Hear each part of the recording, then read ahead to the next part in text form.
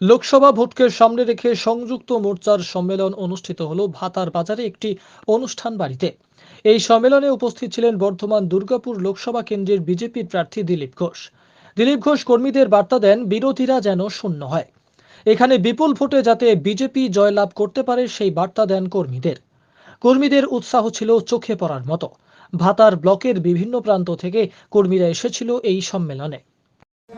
বর্ধমান দুর্গাপুর লোকসভার অন্তর্গত ভাতার বিধানসভায় সম্মানীয় ভারতীয় জনতা পার্টির প্রার্থী দিলীপ ঘোষের নেতৃত্বে বর্ধমান ডিস্ট্রিক্টের সংযুক্ত মোর্চা, ভারতীয় জনতা পার্টির যে 7টা মোর্চা আছে সেই 7টা মোর্চা নিয়ে সম্মেলন অনুষ্ঠিত হলো। কোথায় হলো এটা? বিয়েবাড়ি, ভাতার অনুশোলা বিয়েবাড়ি। কর্মীদের উৎসাহ কতটা দেখলেন? আপনি তো দেখছেন উৎসাহ, শুধু কর্মীদের উৎসাহ না, এখন জনগণের ভোটারদের উৎসাহ। কি বার্তা দিয়ে গেলেন প্রার্থী? আমাদের ভাতার বিধানসভায় জিতব এবং উনি এই বার্তাই দিলেন যে ভাতার বিধানসভায় আমরা এবার জিতছি। মানুষের মধ্যে বা তৃণমূলের মধ্যে যে একটা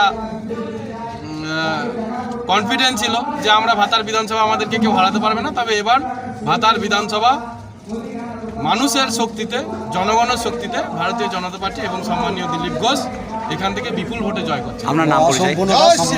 রাজকুমার হাজরা, ভাতার বিধানসভার কো-কনভেনর।